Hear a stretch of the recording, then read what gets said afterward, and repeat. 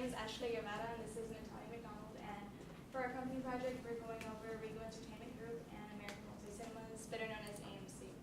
And we're going to be talking about company history, the services provided by each of the companies, their company culture, and each of their individual corporate social responsibility and the way that they handle that. So I'm passing it over to Natalia to talk about history.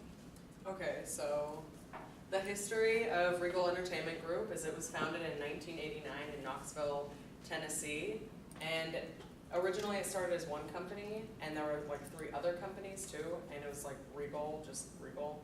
And then in 2001, Regal overextended and fell into Chapter 11 bankruptcy, and then these 2 other companies also had overextended and fallen into bankruptcy. So in 2001, Philip Anschutz bought substantial numbers of shares, and that made him the main investor, and he kind of revamped Regal and renamed it Regal Entertainment Group.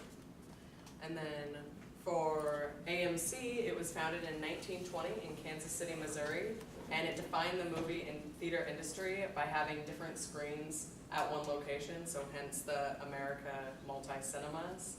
And Stanley Durwood, their CEO, implemented stadium-style seats and defined the industry of today.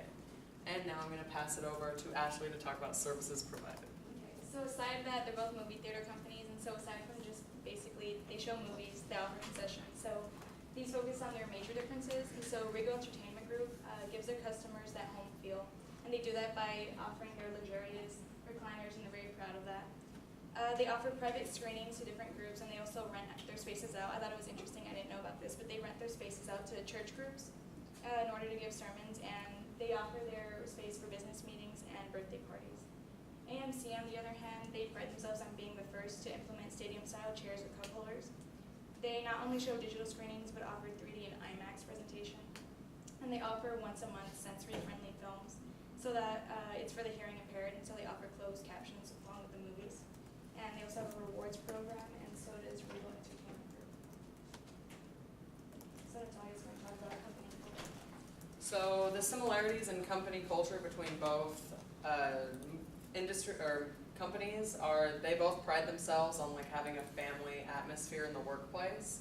And on Glassdoor, employees both enjoyed working with their coworkers, and both companies offer benefits such as free movies and concessions. And in both companies, the manager, review was that the managers could be more effective as opposed to just kind of sitting back and watching stuff happen. And the most common complaint was long hours and late nights, and a complaint working in the actual movie theater was the fact that they just pay minimum wage and not raises for just regular employees. So this is a good entry-level position, but not as good for older workers. They'd be better off finding work somewhere else. And then the differences in company culture is Regal prides itself on finding energetic and enthusiastic employees, and as a company they try to remain transparent to the public. And then AMC, on their reviews on Glassdoor, a lot of employees mentioned never seeing their managers and them just being more concerned with ticket sales than anything else. And then another perk of AMC is it allows the employees to network within the company, so they can move up pretty easily. And I'm going to pass it back to Ashley to talk about corporate social responsibility. Okay, so the similarities that we found was that both companies lack in community engagement and within their own corporate management. And we agree that if both companies would have produced their own CSR reports, that they would have probably leaned saying, oh, we're so good at fundraising, we're so good at donating. And so aside from just their donations that they usually talk about, we specifically just talked about things that made them different and distinct from AMC and any other sort of company. So the Regal Entertainment Group, what they do concerning CSR is that they do slightly more for their community, and they're actually above average for maintaining diversity in their offices. Yet they lack in participating in improving environmental sustainability. They also lack the governance in their upper management and what they do for both ethical and corporate responsibility. And AMC, as mentioned they were just mentioned as a sponsor in their CSR event report for a vegan run, but all they did was contribute movie stubs to the winner. And so they were like, oh great, we are also sponsor AMC, but all they gave were movie stubs. And there was also another CSR news. All it said was that AMC shares were bought by a company, and because of that, the company earned 50% profits because of that. And so AMC was mentioned in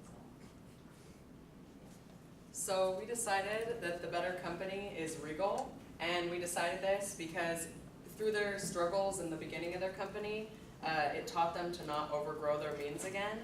And even though AMC set the standards for the movie industry, Regal redefined business by adding more nationwide theaters than AMC.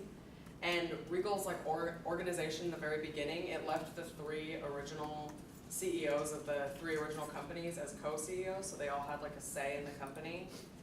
And also AMC got bought out by a Chinese company, so even though they're now the world's largest movie theater industry, they're not owned by, they're no longer their own entity. So we decided that since Regal's still their own entity, they're the better company. And to recap, we talked about the history of both companies, the services provided, the company culture, and the CSR. Thank you. Any questions?